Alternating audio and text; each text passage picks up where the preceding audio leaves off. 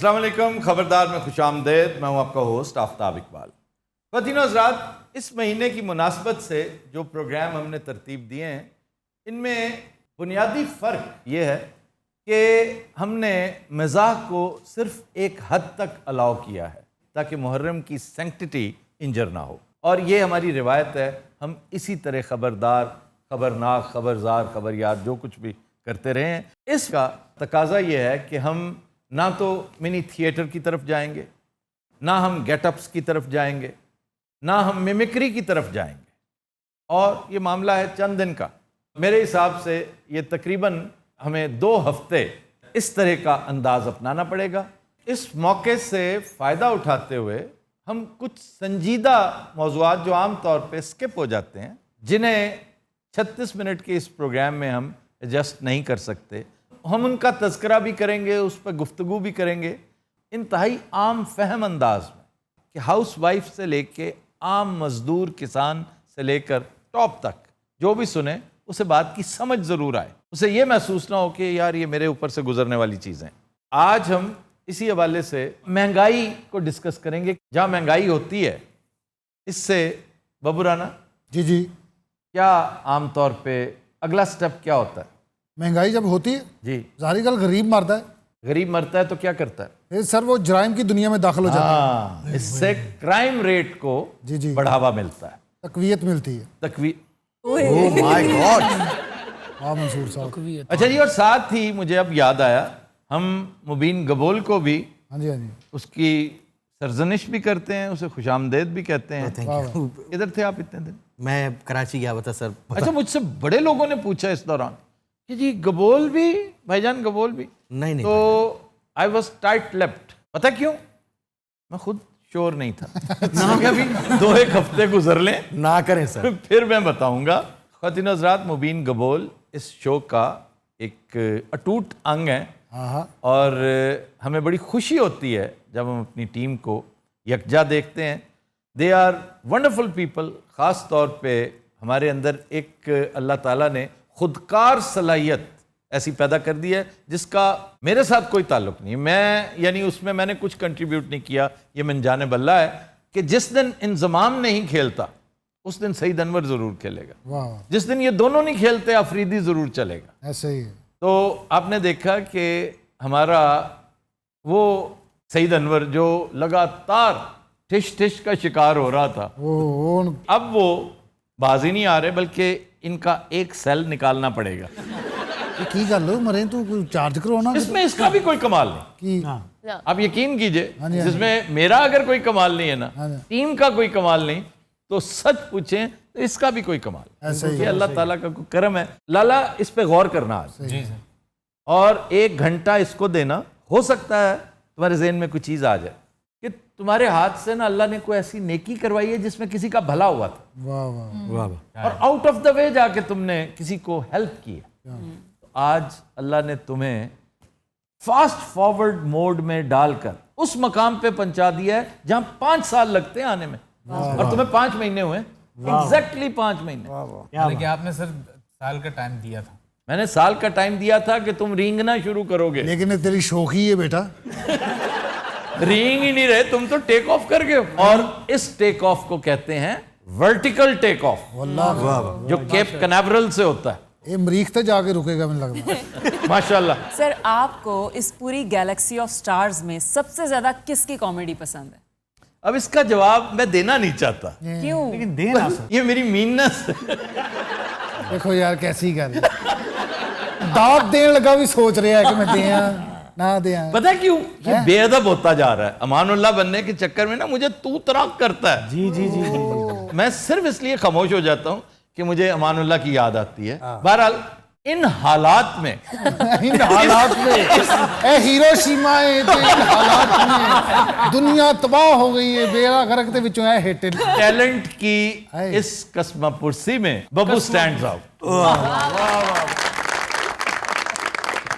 इसमें भी कोई शक नहीं कि नासिर चिन्योटी को काम करते देखकर, उसके साथ काम करके मैं बब्बू से भी ज्यादा एंजॉय करता हूँ। ये जो 2 क्राफ्ट्समैन हैं, ओ भाई खास तौर पे मुबीन। हाँ जी, और Lala. Mubeen is way ahead of everybody. Sir ये दोनों रडार में नहीं आते। नहीं, मुबीन नहीं आता, ये इसके 3-4 मामलात हैं जो बहुत चल। अंदाजा करें कि जब अल्लाह मेहरबान होता है ना तो आपकी सबसे बड़ी डिसएडवांटेज को एडवांटेज बना देता है। जी बेशक। सर मुबीन भाई तो JF-17 थंडर है। हाँ जी, JF-17 थंडर है। सर C-130 है। देखें, इसके वालिद को, इसी का मैं वो जिक्र तो करने लगा था, उसकी एक बहुत बड़ी शॉर्टकमिंग थी, उसका पेट। उससे डांस करते थे तो हमेशा कहते थे he just can not help his weight, specially his pet. Yes. तो उसको अल्लाह ने एक ऐसा क्राफ्ट दे दिया कि वो नादिर था कि खड़े खड़े अपना पेट घुमाता था वो, और वो कमाल की चीज बन गया, and that became a hit item. हाँ जी, हाँ जी, ऐसे ही। तो देखो, उसका डिसएडवांटेज एडवांटेज में बदल गया। बेशक। मंटो का अफसाना याद आया आपको? कौन सा? कमाऊ पूत, जी कि जो एक माजूर बच्चा होता है वो अपनी 7 बहनों की शादियां भी करता है, उसके बाप को 5 कोठियां बनाने का भी बड़ा शौक था, वो 6 बना देता है, सिर्फ इसलिए कि उसकी माँ उसको लिबर्टी चौक में एक चादर के ऊपर बिठा आती है सुबह से शाम तक, और he becomes a millionaire, multi millionaire. Sir Lala आपकी नजर में एक वो माजूर आदमी? नहीं, लाला को देखकर जी मुझे का वो कमर्शियल याद आता है जिसकी टैगलाइन है, इसके साइज पे मत जाना। वाह वाह। सर सप भी बड़े है जेडे छोटे ने। हाँ, लेकिन बड़े खोटे हैं। हाँ जी, वो जरा- मसलन फिस्सी। मैं खुदा न खास्ता इसे ये नहीं कह रहा, लेकिन साइज पे मत जाना। उसकी अगर डिसएडवांटेज है कि वो बिल्कुल छोटू सा लगता है, और है भी छोटा सा, वो हमारी उम्र से बहुत कम है, नौजवान है, लेकिन इनर्शिया का शिकार था, शदीद इनर्शिया। सर मैंने बड़ी सपोर्ट दी है। हाँ नहीं, आपने दी है कायम अली शाह के हवाले। कायम अली शाह वाले सेगमेंट की खूबसूरती उसकी सवारी है। बिल्कुल ऐसे। अच्छा जी, अब आ जाएं क्राइम रेट की तरफ। जी जी। सर, बबू राना ने कहा कि गुर्बत जब आती है तो गरीबों में क्राइम रेट बढ़ता है। जी जी। लेकिन सर मेरा मानना ये कि क्राइम तो हायर, मतलब जो बड़े लोग हैं उनमें भी होता है, लेकिन वो छुपाया जाता है या छुप जाता है। उमरा में जो क्राइम है ना, वो और तरह का क्राइम है। ये जो क्राइम है, ये बेसिक नेसेसिटीज पूरी ना होने पर है। जब किसी को खाना ना मिले, वो खुदकुशियों पे आ जाएं, तब लोग करते हैं कि अगले के पास क्यों है, हमारे पास क्यों नहीं। और चूंकि बेचारे अनट्रेंड होते हैं, साफ सुथरे नफीस से गरीबड़े से लोग होते हैं, हाय। खेती तो बाकायदा ट्रेनिंग मांगती है। हाँ देखो जिन्होंने लई है। नहीं, नहीं ये नहीं। सीरियस बात है कि हमारे यहाँ ये लोग जो भूख के हाथों परेशान, ये डकैतियों की तरफ नहीं जाते। जी। मोस्टली 85% स्टैटिस्टिक्स बताते हैं कि इनका पहला हदफ स्ट्रीट क्राइम होता है। मगिंग हो गई, स्नैचिंग हो गई, इस तरह के काम। थोड़ा सा जो वाइट कॉलर्ड है वो रिप ऑफ करता है, और वो घर पे करता है। सबसे पहले अपने अजीज़ो अकारिब को, यहाँ पैसे रखो मैं इसको डबल करता हूँ। तो अजीज़ो अकारिब को लूटना कौन सा मुश्किल काम है। सही गल। अच्छा, जराइम के हवाले से 2 चीज़ें हैं जो बड़ी अहम। एक तो ओवरऑल सिंध में कहते हैं क्राइम शूट अप कर रहा है, बिल्कुल। उसके ऊपर बात करेंगे। 2-4 फिक्रे गबोल साहब क्योंकि अभी तशरीफ लाए, उससे पहले मैं एक छोटा सा एक एपिसोड बयान कर दूं। मैंने ग्रुप में शेयर किया था, आपने देखा होगा कि केपी पुलिस का एक टारजान है जो एक गरीब आदमी, एक मजदूर को थप्पड़ों से धुलाई कर रहा है, पांचे वाला बच्चा, और वो उम्र रसीदा है एक तरह से। और देखें क्या बनता है इसके ऊपर। वो हमने चला तो दिया, हर तरफ चला दिया है ये सिलसिला कि इसके ऊपर गौर व खौज किया जाए, और इंशाअल्लाह इसके और कुछ भी ना हो, उसे कम से कम इसकी तलाफी ज़रूर करनी चाहिए। सर आपके ख्याल में उसको क्या सजा मिलनी चाहिए? एक तो दूसरा जो है वो हर्ट हुआ है, उसकी ईगो भी हर्ट हुई है, जी। तो उसको माफ़ी तलाफी के साथ कुछ नहीं होगा। बिल्कुल। उसको फाइनेंशियली सपोर्ट मिलनी चाहिए, और हुकूमत से नहीं, इस आदमी से, ताकि उसे भी पता चले कि मैंने अगर ये किया, क़यामत के दिन जब वो केस लेकर आए ना, तो इसकी अपील डिसमिस कर दी जाए कि तुम उसका मुआवजा ले चुके हो। सही। एक ये हो। दूसरा, हुकूमत को थोड़ा सा उस पर दस्ते शफकत रखे। तीसरा, भाईजान को अगर ये सब कुछ करते हैं, माफ़ी भी मांगते हैं, पब्लिकली मांगते हैं, तो इनको सरजनिश करके वाकई माफ़ कर देना चाहिए। लेकिन पेनल्टी डालनी चाहिए। पेनल्टी के बगैर तो खान साहब इस पर गुफ्तगू की गुंजाइश ही निश्ता। वाह वाह। जी गबोल साहब। सर कराची गए और वहाँ पता चला कि कराची सारा बंद है, यानी लॉकडाउन था सर, कंप्लीट लॉकडाउन। अब उससे हुआ क्या कि वो जो रेडी वाला, वो जो आम जो जिस दिहाड़ी वाला बंदा, वो उसका काम ठप हो गया। तो मैं जिनसे भी मिला वहाँ पे सब ने ये कहा कि जी हमारे साथ किसी न किसी नौयत की जो है वो स्ट्रीट क्राइम हुआ है, यानी हमें मगिंग भी हुई है, स्नैचिंग हुई है, हमें गन पॉइंट पे रोका गया। तो क्राइम, हर बंदा वहाँ पे जो है वो ये कह रहा था कि क्राइम बढ़ा है। अब देखे ना, पैनिक बटन ऑन नहीं होने देना चाहिए। पैनिक, और सिंध बाकायदा पैनिक रूम बना हुआ नजर आता है। पैनिक रूम होता है ना? Absolutely. Panic gives way to chaos, chaos culminates into anarchy. अच्छा जी, हम इसे यहीं से कंटिन्यू करते हैं, लेकिन एक ब्रेक के बाद। खुद हज़रात हमारे साथ रहिएगा।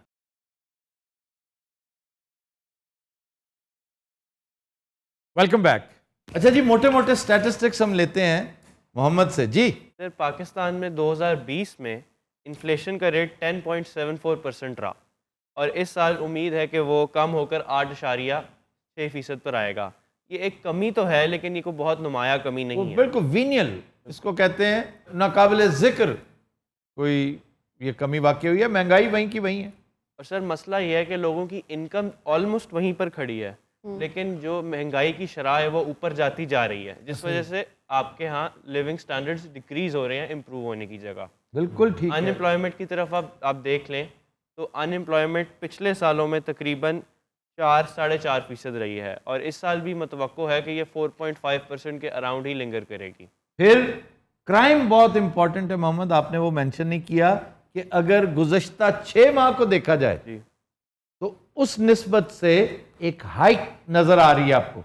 ये है ग्राफ इस तरह जा रहा है और अल्लाह करे कि इसमें कमी वाकई हो। एक गुजारिश हम अपने व्यूअर्स से ये कर सकते हैं कि लिविंग स्टैंडर्ड अगर नीचे आ रहा है ना तो क़यामत कोई नहीं आ रही। जैसे हमने इस वायरस का मुकाबला किया ही है ना, औखे सौखे होके हमने ये 1.5 साल गुजार लिया। हालात उस हवाले से बहुत बेहतर हो गए हैं, लेकिन इसका बैकलॉग निकलते निकलते टाइम लगेगा। बेशुमार बिजनेस ऐसे हैं जो ठप पड़े थे, अब आकर उनमें जुम्बिश होगी। तो थोड़ी देर के लिए लिविंग स्टैंडर्ड नीचे रख लें। अल्लाह ताला ने पहले आपको जो अता किया है वो मजीद करेगा।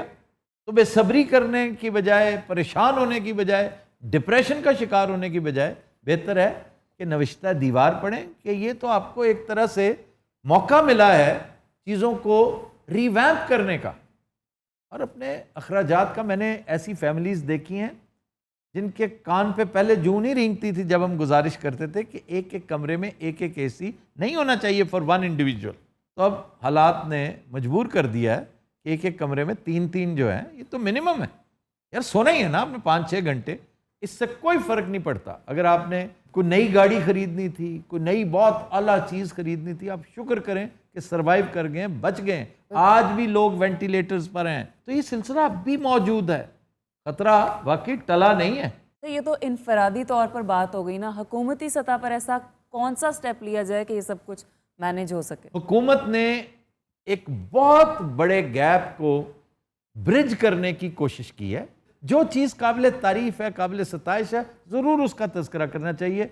आपने फ़कीदुल मिसाल तरक्की की है टेक्सटाइल के शोबे में, आपने बेहतरीन परफॉर्मेंस दी है कंस्ट्रक्शन के बिजनेस में, और एक अच्छा काम जिसका मैं ज़ाती तौर पे विक्टिम बनाऊं, मैं उसकी तारीफ कर रहा हूँ क्योंकि खुदा लगती यही है।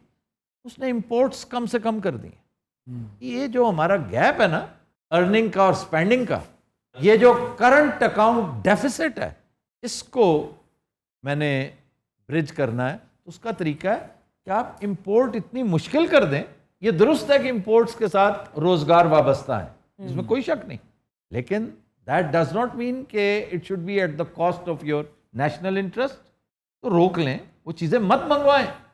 अगर नहीं आएंगी ना बड़ी महंगी बड़ी बड़ी तगड़ी गाड़ियाँ, तो कोई क़यामत नहीं आ जाएगी। एब्सोल्युटली। कुछ सस्ते फ़ोन्स भी इस्तेमाल हो सकते हैं। अनफॉर्चुनेटली हमें ये किसी ने तमीज़ ही नहीं सिखाई कि उधर इन्वेस्टमेंट करवाओ जहाँ बड़ी तगड़ी कंजम्पशन है। मतलब स्मार्टफोन्स यहाँ क्यों नहीं बन रहे? सर आपको अगले 6 महीने से 1 साल में पाकिस्तान में मोबाइल फ़ोन असेंबली होती नज़र आएगी। अल्लाह करे ऐसा हो। मैं उस दिन का बड़ी शिद्दत से इंतज़ार कर रहा हूँ और मेरी बड़ी ख्वाहिश होगी, जैसे हमारा शो देखने के लिए आप कमेंट्स में देखें, आई एम द फर्स्ट।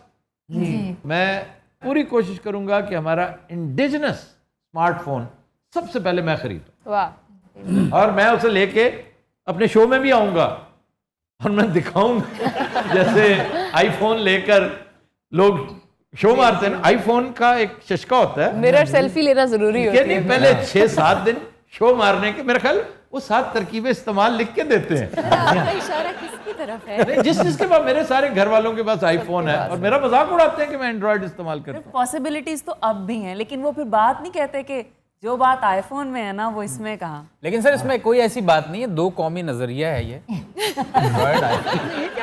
ਇਹ ਫਲੈਂਗ ਹੀ ਪਾਗਲਾਂ ਦਾ ਇਕੱਠਾ ਹੋਇਆ ਅੱਛਾ ਵੀ ਗੱਲ ਆਪਸ 'ਚ ਨਹੀਂ ਮੈਚ ਹੋ ਰਹੀ ਅੱਛਾ ਇਹਨੂੰ ਕੁਛ ਨਾ ਕੁਛ ਬਣਾ ਕੇ ਬਿਠਾਇਆ ਕਰੋ ਇਹ ਸਾਦਾ ਮੇਰੇ ਤੋਂ ਵੀ ਬਹੁਤਾ ਫਿੱਕਾ ਜਾਂਦਾ अच्छा जी, आज की खबर क्या है? खबर है कि आदि मुजरिम ने दोबारा जेल जाने के लिए बैंक लूट लिया। अरे वाह, जेल में कोई खास वाह, कोई इतनी अच्छी जेल थी? यकीनन पाकिस्तान की नहीं है। जेल कहाँ की है? मिल्वाकी। ये कमालियत से आ गया सर। मिल्वाकी ਵੈਸੇ ਬਲਵਾਕੀ ਕਿੱਥੇ ਕਰਕੇ ਹੋਇਆ ਭਲਾ आप चीचावतनी से टर्न लेते हैं ना जब, वर्ड्स भी बताया करें, वर्ड्स भी बताते हैं आप। मिल्वाकी इज इन विस्कॉन्सिन, ये के साथ। नॉर्थ में अमेरिकी रियासत है। सर मिल्वाकी की मशहूर चीज क्या है इस जेल के अलावा? Milwaukee is known for beer. Beer manufacturing की वजह से बड़ी मशहूर है। सर इसका मतलब इस जेल में बहुत अच्छा सलूक किया जाता होगा। इसमें 2 वजूहत थी। एक तो उसका ये कहना कि मेरे दोस्त ने ना, ये थोड़ा सा मजजूब है, जब मैंने उसके बयानात पढ़े ना तो मैंने महसूस किया कि ये नॉर्मल है ही नहीं। ओके, जो बंदा बाज ही नहीं आ रहा, आदि मुजरिम है, तो जाहिर है इसका ताल्लुक दिमाग से भी होता है। वो बेचारा लूप में चला गया कि जुर्म के बगैर मैंने रहना ही नहीं। वो कहता है मेरा एक दोस्त है जो बड़ी बड़े हाँकता है कि मैं अमेरिका की हर बड़ी जेल में रह चुका हूँ, अच्छा, पेनिटेंशरीज में रह चुका हूँ, करेक्शन सेंटर्स में रह चुका हूँ, लेकिन तुम अभी विस्कॉन्सिन से ना आशना हो। और उसका मयार ये था कि यहाँ आसाइश बहुत है, मतलब वहाँ पर आपको कॉमन रूम मिलेगा, जिम मिलेगा, अलाउंस मिलेगा, शॉपिंग मिलेगी, आप हर तरह से, ये वो लोग होते हैं जिनका घर घाट होता ही नहीं, होता सब कुछ है, ये उन जिम्मेदारियों से रूगर्दानी करते हैं। बिल्कुल। और ये भी किसी आर्जे का शाखसाना है। और दूसरा वो कहता है कि मैं इतनी तवील जेल काट के आया हूँ, मैं एडजस्ट ही नहीं कर पाऊँगा, तो जेल ही मुझे सूट करती है, मैं बयाबानी तबीयत का। फिर शाहीन याद आती है, नज़्म इकबाल की, गालबन बाले जिब्रील है, कहता किया मैंने उस खाकदां से किनारा जहाँ रिज़्क़ का नाम है आबोदाना, बयाबां की खलवत खुश आती है मुझको, अजल से है फितरत मेरी राहबाना। अरे वाह, परिंदों की दुनिया का दरवेश हूँ मैं, शाही शाही बनाता नहीं आशियाना। तो वो अपनी तरफ से शाहीन बन के उसने कहा जी मैं खामखा जो एक घर खरीदता फिरूं, मैं एक लीज करवाता फिरूं। मैंने जेलें अमेरिकी हुकूमत ने किसके लिए बनाई? हमारे लिए बनाई हैं। कहता मैं पहली फुर्सत में ही मिल्वाकी पहुंचा, अपना सामान रखा और एक बैंक पे चढ़ दौड़ा। मैंने जाती ही उसे कहा जो कुछ है मेरे हवाले कर दो, और मैंने $100 उनसे छीन लिया और साइड पे बैठ गया कि अभी पुलिस आएगी। आराम सुकून के साथ अपने सेल में बैठा हूँ और मैं बड़ा खुश हूँ। सर प्रिजनर्स के लिए एक्स्ट्रा माइल जाने की बात करें तो सबसे आगे तो स्कैंडिनेविया की जेल्स हैं। हाँ, छुट्टी भी मिल जाती है, जेल से छुट्टी मिल जाती है, छुट्टी मिल जाती है, आप मजे से अपना काम वाम करके वापस आए। रिसर्चर्स हैं वहां पे रहते। मैंने एक कैदी को शोर मचाते देखा है, मैंने कहा क्यों बदतमीजी कर रहा है? वो तोड़ फोड़ नहीं कर रहा था, लेकिन नाराज बड़ा था, खामखा का नाराज। मैंने कहा क्या मसला क्या है तुम्हारा, खुल के बयान करो। वो एक सहाफ़ी उससे पूछ रहा है, कहता 3 दिन से मेरा कंप्यूटर ख़राब है, मेरी रिसर्च उससे हर्ट हो रही है, ये कमाल की जेल है यार, उनको शर्म भी नहीं आती। आइडियोलॉजी ही डिफरेंट रखते हैं। उनका मानना है कि हम जेल में बंदे को सजा के तौर पे नहीं लाए हुए, इसको रिफॉर्म करने के लिए लाए हैं। करेक्शन सेंटर उसका नाम, इसीलिए करेक्शन सेंटर होता है। अच्छा, एक फिल्म याद आ रही है आपको, डबल जेपर्डी, हाँ, एशले जड की और टॉमी एशले ली। जड, बिल्कुल बहुत आला फिल्म है, और उसमें टॉमी ली जॉन्स, जी जी जी, टॉमी ली असल जॉन्स। कमाल उसका है। तो ये एशले जड एक हाउसवाइफ थी जिसको इसके हस्बैंड ने एक साजिश में फंसा दिया और ये जेल में चली गई। और वहां जाके उसको पता चला किसी बंदे से कि एक तो ये पता चला कि वो लॉयर होती है जो अंदर होती है अपने हस्बैंड को कत्ल करने के जुर्म में जी, वो उसे बताती है कि तुम ये कुछ कर सकती हो। क्योंकि इसकी सजा तो मिल गई, अब दोबारा हाँ, जाके जब उसे पता चलता है ना कि मेरा हस्बैंड तो जिंदा है, ओए ओए ओए। उसने सिर्फ मुझे इसमें पकड़वाया है, तो उसने कहा सजा तो तुम्हें अब मिल मिल गई, गई, दोबारा अब तुम जाओ और उसकी तबीयत दुरुस्त करो। इसको लीगल टर्म्स में डबल जेपर्डी कहते हैं। Double Jeopardy, what a movie it was, क्या अ ब्यूटीफुल मूवी। अच्छा जी, काउंट ऑफ मॉन्टे क्रिस्टो, ये भी एक फिल्म बड़ी अहम, जिसमें कैदी बहुत देर तक रहता है, वो तीरंदाजी वहीं पे सीखता है, तलवार जनी वहीं पे सीखता है, डिप्लोमेसी वहीं पे सीखता है, और बाहर निकलता है तो काउंट बना होता है, हाँ जी, क्योंकि उससे सोबत अच्छी मिल जाती है। जो हम डिस्कस कर रहे हैं ना, वो है मौजू के एक तवील अरसा जेल के अंदर ही बंदा रहा है, बाहर उसे याद ही नहीं रहा। हाँ जी, हाँ जी। वो इकबाल साजिद क्या कहता है जी सर। कि दरे कफस जो खुला आसमान भूल गए, रिहा हुए तो परिंदे उड़ान भूल गए। तो ये बिल्कुल इसी मौजू के ऊपर लगता है, ये शेर उसने कहा ही आज की डिस्कशन के लिए था। क्या अच्छा मतलब है, ये कैद की कैफियत में बड़ा पैथोस है। वह कि किया है लाके वहां कैद मुझको जालिम ने, किया है लाके वहां कैद मुझको जालिम ने, जहां से साफ मेरा घर दिखाई देता है। ये कौन है सर? जहूर नजर। ਮੈਨੂੰ ਲੱਗਦਾ ਤੁਸੀਂ ਬਾਗੀ ਸਾਹਿਬ ਵੱਲ ਨਾ ਇੰਜ ਸ਼ੇਰ ਸੁੱਟਿਆ ਖੜਾ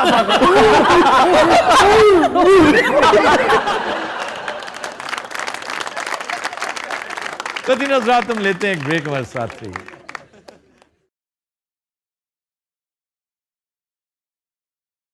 वेलकम बैक जी। खबर है कि रेलगाड़ी में सबसे पहले सवार होने वाले अफराद के लिए मुफ्त खाने की पेशकश का सोशल मीडिया पर चर्चा। हेलो, तरगीब है ना एक बड़ी शानदार, कि एक ही रेलवे स्टेशन पे गलट हो जाता है मुसाफिरों का एक मखसूस स्लॉट के ऊपर, कि आपने इतने बजे से इतने बजे तक आप देखें तिल धरने की जगह नहीं, तो वो रश आवर होता है कम्यूटर्स के लिए। तो इसका तोड़, ये जापान है, दिस इज टोक्यो।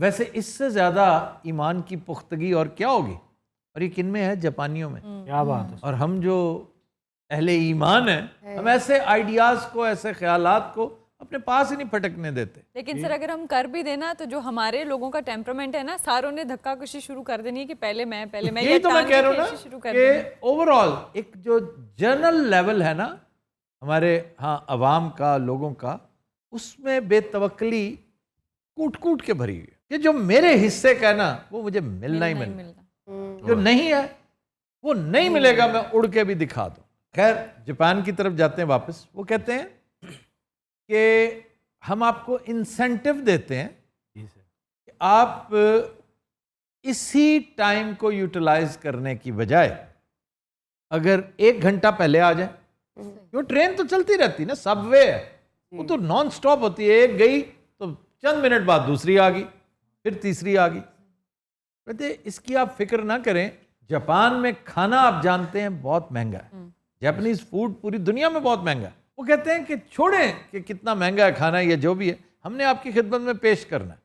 आप उधर से रश उठाएंगे ना जब, तो पर ट्रेन अगर 100 बंदा भी आ जाए जो दूसरी तरफ जाता है, तो इससे क्या होगा कि वो रश कम होगा और ये ट्रेन जो खाली जा रही है ये चलना शुरू कर देगी, ये भर जाएगी। आपकी कॉस्ट खाने के ऊपर जो आएगी वो उशरे अशीर भी नहीं है जो आपने पैसा इधर से कमा लेना। फिर आपस में ये क्लब करते हैं इदारे, देखें हमने ये इंसेंटिव ऑफर किया है, और इनको रेगुलेट करती है एक अथॉरिटी जिसको कहते हैं हुकूमत। हमें तो ज्यादा पता नहीं ना, ये एक चीज होती है रेगुलेशन इसका काम है, रेगुलेट करना। कवानीन मौजूद होते हैं, उनको लागू करने के लिए एक चिड़िया है जिसको हुकूमत कहते हैं, जापान में है, पूरी दुनिया में है। अच्छा, हुकूमत का यही तस्वुर है कि वो एक रेगुलेटरी अथॉरिटी है जो रेगुलेट करवाती, वरना काम तो लोगों ने करना है, यहाँ के लोग काम नहीं करते। अफरीन है, नोबेल प्राइज भी मिलना चाहिए, ऑस्कर भी मिलना चाहिए, कोई भी जितने अवार्ड्स हैं हमें मिलने चाहिए कि हम इस अथॉरिटी के बगैर चल रहे हैं और फिर भी जिंदा है, तुझसे बिछड़कर जिंदा है। चलो, 8वां शेर हो गया। आधे मर तुझसे रहे। बिछड़कर जिंदा हैं, जान बहुत शर्मिंदा है। वाह वाह। सर इसका शायर कौन? इफ्तिखार आरिफ। इफ्तिखार आरिफ सर क्या अच्छे शायर हैं। क्या बात है, क्या बात। दयारे नूर में तीरा शबों का साथी हो। वाह वाह। अच्छा दाद ना दिया करो, ਉਹਦਾ दूसरा शेर शुरू कर लेंदे। दयारे नूर में तीरा शबों का साथी हो, कोई तो हो जो मेरी वहशतों का। अरे वाह वाह। अच्छा जी, मैं बात कर रहा था मुख्तलिफ इदारे आपस में जब क्लब करते हैं जी सर। एक अच्छी कॉज को, तो हुकूमतें फिर रेगुलेट करती हैं कि जी ऐसा ही करें। तो कुछ इदारों से ये कहा गया कि भी आप 9 to 5 वाला टाइम चेंज कर दें, आप 8 to 4 कर दें। क्योंकि जी आप हुक्म करें, हम 7 to 3 करने को तैयार है। तो फिर ये करते हैं, पोल करते हैं, ओपिनियन लेते हैं अपने वर्कर्स की, तो एक साइजेबल तादाद सामने आ जाती। जी आप हमें 8 to 4 कर देंगे तो हमारे लिए बड़ी सहूलत है। जी जी। अब वो क्या करते हैं, अपना टाइम भी बचाते हैं, खाना भी खाते हैं, और ज़हनी जो अजियत, जो एक इज्तिहाम से, स्टैम्पीड की एक कैफियत से जो आपको कोफ्त होती है, उससे भी बचत। सर आप कभी जापान गए हैं? नहीं, seriously? मेरे बड़े अजीज दोस्त हैं, जापान बहुत रहते हैं। सर मैंने जाना है जापान, और डोरेमोन के म्यूजियम जरूर जाना है मैंने, ये मेरी ख्वाहिश है सर। चलें, जापान की तो मैं गारंटी नहीं दे सकता, लेकिन अगर हम कनाडा, नॉर्थ अमेरिका जाते हैं, यूनाइटेड स्टेट्स जाते हैं, अच्छा जी, तो वहाँ के तमाम प्रोग्राम्स की लिंकिंग उनकी लिंक आप करें। नहीं, इस दफ़ा आप साथ जाएंगे, आप फिक्र ना करें। और वहाँ पर आप एक असिस्टेंट डायरेक्टर के तौर पे जाएंगे, क्योंकि आउटडोर आपको इतना काम करने के मौके मिलेंगे। जी जी। आपको ऐसे ऐसे गैजेट्स नजर आएंगे। मैं क्या पता नहीं कहना कि आपको सिर्फ ऐसे खड़े ही होना, पैसे ही पैसे। नहीं सर, मैं जरूर जाना चाहूंगा सर। अच्छा जी, बात हम करें तरगीब की। अब देखें, उन्होंने बड़ी हद तक अपना रेलवे ट्रैफिक हैंडल कर लिया। इसकी अशद जरूरत पता किसको है? इसको इंडिया को। कभी आपने ट्रेन्स में देखा है जी जी। वो कैफियत क्या होती है? और मैं ये नहीं कि मैं हिंदुस्तान के खिलाफ कोई बात कर रहा हूँ, मैं दुआ करता हूँ कि इस प्रॉब्लम से अल्लाह उन्हें निजात दे। वो दुनिया का वाहिद मुल्क है जहाँ जाकर बाकायदा आपको ऑक्सीजन डेफिशिएंसी का सामना करना पड़ता है। Specially in Delhi sir.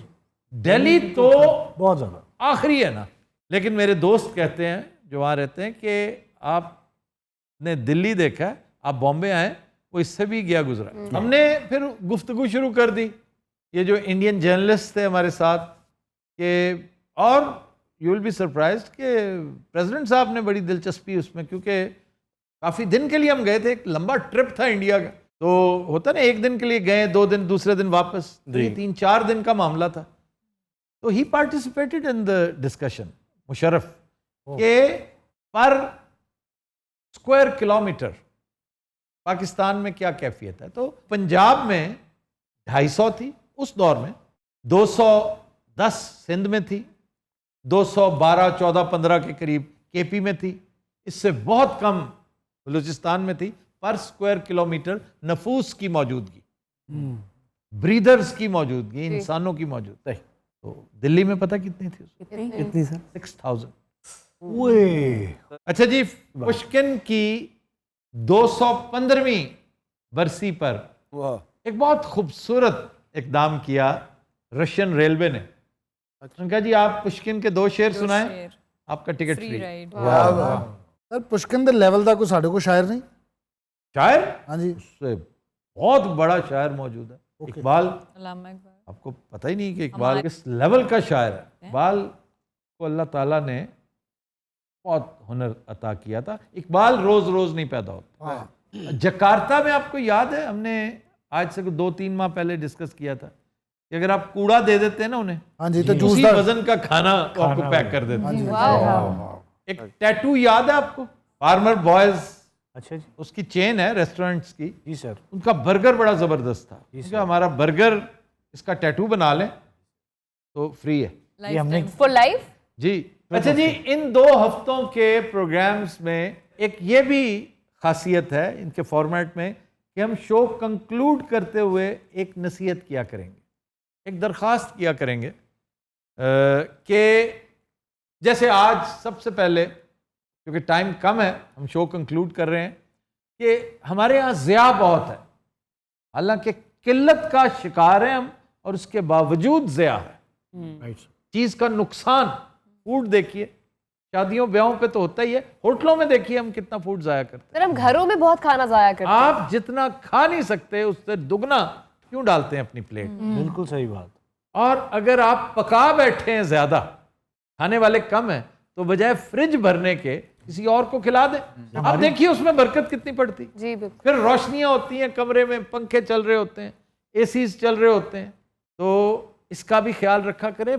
पानी का ज़िया एक ऐसी हमारी खसलत बन चुकी है जिसका खमियाजा हम तो नहीं, हमारे बच्चे भुगतेंगे। और अगर आप देख लेना फ्यूचरिस्टिकली, 30-35 साल तो खैर बहुत दूर है, अगले 10-15 साल में आप साउथ अफ्रीका का एक शहर है डरबन, जी जी, उसके हालात थोड़े से जानने की कोशिश करें। आप लाहौर को दूसरा डरबन बना रहे हैं, आप हैदराबाद के साथ, कराची के साथ भी वही कुछ कर रहे हैं। तो गैस ज़ाया करना, फ्यूल ज़ाया करना, बिजली, खाना, पानी, इन सब चीज़ों से परहेज़ किया करें। ये वो ज़खायर हैं जो आपके काम तो आएंगे ही, आपकी अगली नस्लों को बहुत बड़े अजाब से बचाएंगे। Very well sir. ख़वातीन हज़रात, आज के शो का वक्त ख़त्म हुआ। आपसे मुलाकात होगी इंशाअल्लाह कल। इजाज़त दीजिए, अल्लाह हाफ़िज़।